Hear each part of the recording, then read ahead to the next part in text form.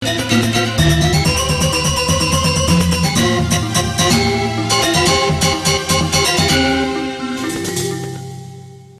Swastiastu, selamat malam pemirsa Bali TV. Kami menjumpai Anda kembali, inilah Bali Post Talk. Pada kesempatan malam hari ini, kami akan berbincang tentang realokasi anggaran di tengah pandemi COVID-19.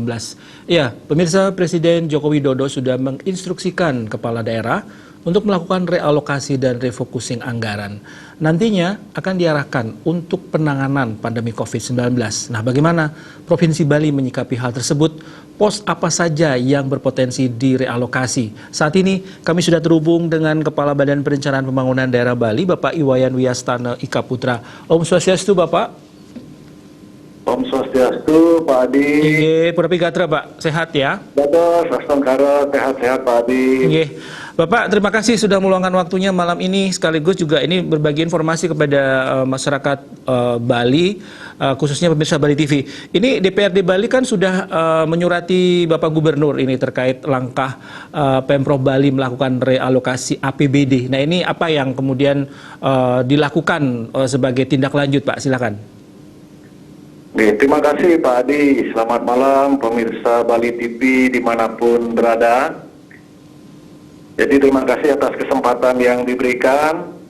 Nah, sebetulnya Pak Adi dan pemirsa Bali TV, sebetulnya jauh sebelum DPRD bersurat, pemerintah Provinsi Bali sudah mengambil kebijakan yang sejalan dengan pemerintah pusat. Iya. Jadi Bapak Gubernur berkomitmen melakukan realokasi APBD semesta berencana Provinsi Bali tahun 2020 untuk penanganan dan pencegahan COVID-19 ini. Bahasa Bapak Gubernur dalam tanda petik APBD kita pertaruhkan. Nah, jadi APBD kita pertaruhkan untuk menyelamatkan masyarakat Bali dari COVID-19 ini.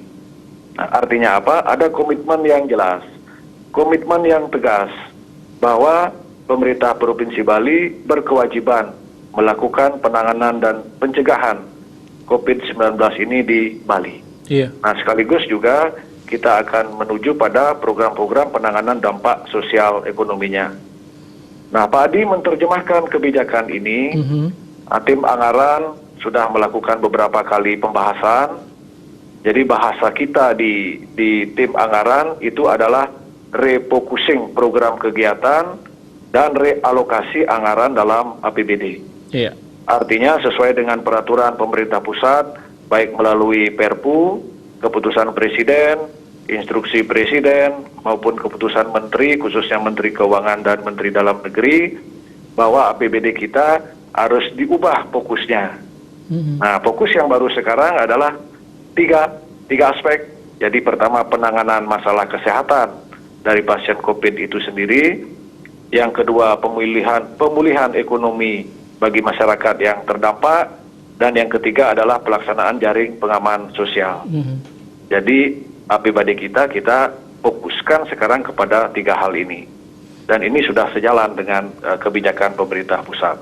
Iya. Nah, satu hal lagi terkait dengan realokasi ini, Pak Adi, harus kita maklumi bahwa kondisi saat ini adalah bencana.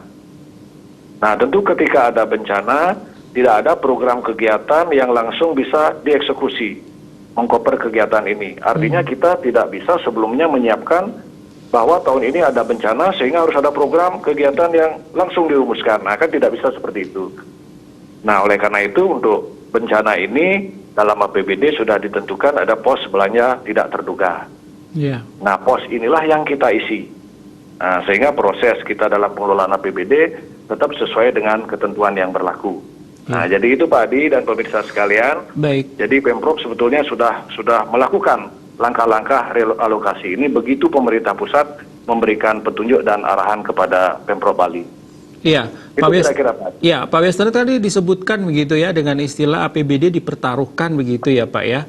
Ini kalau boleh secara spesifik kira-kira pos-pos apa saja Pak kemudian yang berubah ini atau bergeser akibat atau dampak dari realokasi tersebut ini supaya masyarakat Bali ini tahu, karena memang kan sudah perencanaan di awal bahwa Bapak Gubernur ingin melakukan satu perubahan untuk infrastruktur dan sebagainya, artinya itu juga untuk kesejahteraan masyarakat, tapi karena dampak pandemi COVID-19 jadinya ada perubahan. Ini perubahannya seperti apa Pak kalau boleh tahu?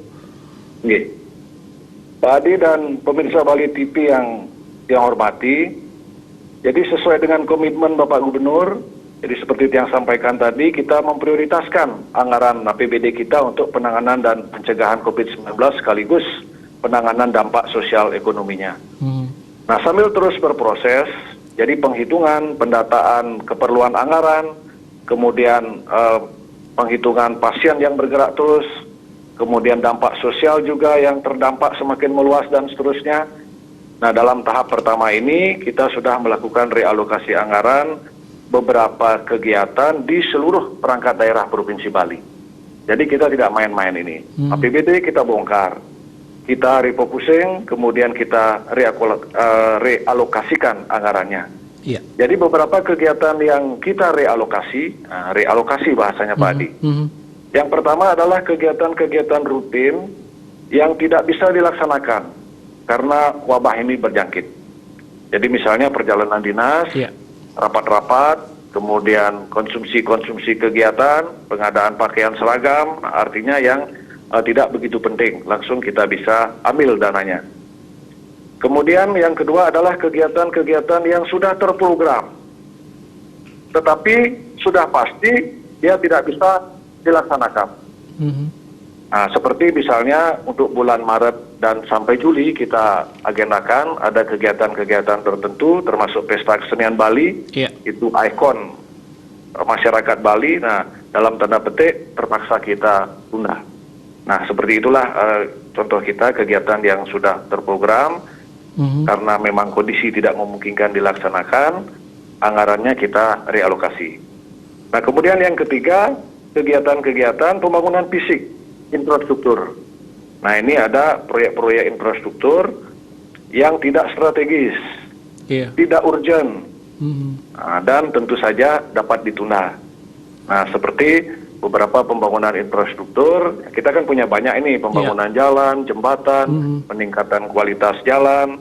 Nah, itu beberapa yang mungkin tidak terlalu urgent, ini kita tunda. Tentu kita harus hitung baik-baik yang seperti ini. Iya. Ini termasuk, silakan dilanjut Pak. Nah, sesuai dengan ketentuan atau sesuai dengan prioritas yang kita sudah hitung, untuk tahap pertama ini sudah direalisasikan dalam pos belanja tidak terduga ini. Untuk beberapa infrastruktur sudah kita tunda, sudah kita inventaris data-data itu, kegiatan-kegiatan terprogram juga sudah kita ambil, kegiatan rutin yang tidak bisa laksanakan itu sudah juga kita ambil dananya di tahap pertama ini. Artinya kita terus bekerja, walaupun PNS dalam kondisi sekarang kan metode bekerjanya work from home, tetapi kita tidak boleh terhambat. Jadi tahapan-tahapan realokasi ini terus berjalan. Data-data penghitungan dampak, penghitungan pasien atau masyarakat terdampak juga terus berjalan. Nah, jadi kita terus bergerak dan berharap wabah ini bisa segera kita tuntaskan atau wabah segera bisa berlalu, sehingga dari sisi penganggaran juga kita segera bisa memfinalkan, begitu Pak Adi. Iya, baik. Pak Wiestanda, kemudian kalau untuk yang proyek-proyek strategis seperti ini, program shortcut, kemudian rencana penataan Pura Besaki, bagaimana Pak? Ini juga termasuk, apakah pos anggaran untuk sosial kemasyarakatan juga akan difokuskan lagi, ini khususnya bagi masyarakat yang terdampak? Ini artinya mereka yang di PHK atau kemudian mereka dirumahkan dan seperti itu Pak? Terutama juga bagi masyarakat miskin.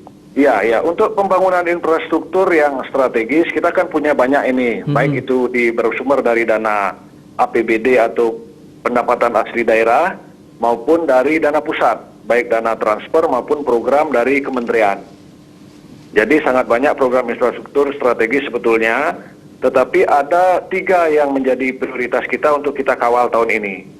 Yang pertama, Pak Adi tadi sudah sebutkan, kelanjutan pembangunan shortcut kita. Ruas jalan Mengwitani Singaraja. Kemudian penataan kawasan Suci Besaki. Yang ketiga, pembangunan pelabuhan segitiga emas antara Sanur, Nusa Penida, Nusa Lembongan. Nah, ini kita kawal betul. Nah, ketiga proyek infrastruktur strategis ini sharing biaya antara APBN dan APBD. Nah, kalau Pemda itu wajib pengadaan lahannya, pembangunannya dari APBN. Nah, kalau yang strategi seperti ini menjadi prioritas daerah, kita kawal betul. Iya. Artinya sedapat mungkin kita tidak realokasi. Nah, demikian pula Pak Gubernur sudah berkomunikasi terus dengan Pak Menteri PUPR maupun Menteri Perhubungan agar turut mengawal ketiga program prioritas kita ini. Nah, artinya pertanyaan tadi kalau sudah masuk ke ini apakah shortcut, Besakih dan pelabuhan ini tidak tercoret, sementara kita kawal. Jadi kita kawal betul supaya bisa tetap berlangsung di tahun 2020 ini, nanti di sela COVID ini bisa selesai. Nah, kemudian untuk masyarakat yang terdampak, Pak Adi, masyarakat yang terdampak kita berpegang kepada data terpadu kesejahteraan sosial.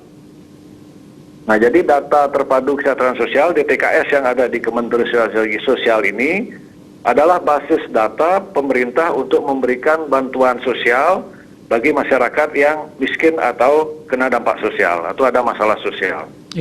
Nah, sekarang Pak Gubernur sedang menugaskan kepala dinas terkait untuk melakukan pendataan individu dan UMKM atau IKM kita yang terdampak di seluruh Bali.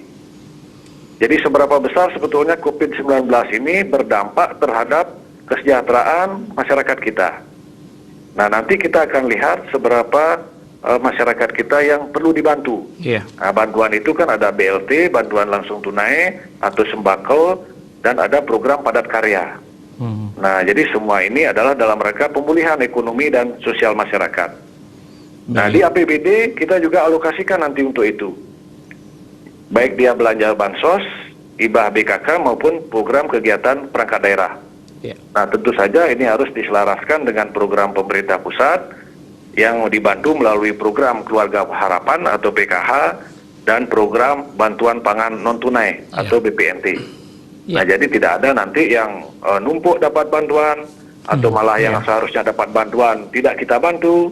Nah, inilah yang perlu dikoordinasikan dengan pemerintah kabupaten kota. Nah, nanti Pak Gubernur akan memberikan kepada Satgas Gotong Royong. Nah, Satgas Gotong Royong di desa adat kita ini nanti akan diberikan peran yang sangat strategis oleh pemerintah daerah melakukan pendataan, mengumpulkan bantuannya, termasuk nanti mendistribusikan bantuannya kepada masyarakat kita yang memang wajib kita bantu. Nah, demikian Pak Adi. Ya, baik Bapak. Ini terakhir apa yang ingin Bapak sampaikan ini untuk ya paling tidak memberikan satu gambaran terkait dengan penggunaan anggaran untuk Pemprov kepada masyarakat secara luas. Singkat saja Pak. Ya. Jadi intinya pemerintah Provinsi Bali siap dengan komitmennya untuk mengalokasikan dalam APBD anggaran yang dibutuhkan dalam penanganan pasien maupun pencegahannya dan nanti berlanjut kepada penanganan dampak sosial ekonomi yang diakibatkan oleh COVID ini. Nah, tentu saja masyarakat dalam hal ini tidak perlu khawatir karena pemerintah Provinsi Bali sudah berkoordinasi dengan pemerintah pusat, sekaligus juga sudah berkoordinasi dengan Bupati Wali Kota Sebali, pemerintah Kabupaten Kota Sebali, sehingga anggaran yang kita siapkan untuk penanganan dan pencegahan COVID termasuk penanganan dampak sosialnya ini betul-betul sampai kepada masyarakat yang membutuhkan. Kemudian tim Satgas kita di tingkat provinsi sudah fokus bekerja untuk penanganan ini. Mari kita dukung bersama, semeton kita semuanya di tingkat desa. Ini mari kita dukung juga mereka yang sedang ngayah dalam Satgas Gotong Royong maupun berbagai bentuk relawan-relawan lainnya sehingga wabah ini mugi-mugi atas perkenan Hidayah Yang Pramukawi segera cepat berlalu dan Bali tetap santi lan jagadita. Baik, Astungkar Pak Wiyastana, terima kasih sudah luar biasa sekali memberikan informasinya ini khususnya kepada masyarakat Bali. Baik, pemirsa demikianlah perbincangan kami bersama Bapak Iwayan Wiyastana Ika Putra, beliau selaku Kepala Badan Perencanaan Pembangunan Daerah Bali dalam Bali Post Talk pada kesempatan malam hari ini. Terima kasih atas perhatian Anda dan sampai jumpa. Om Santi Santi Santi Om.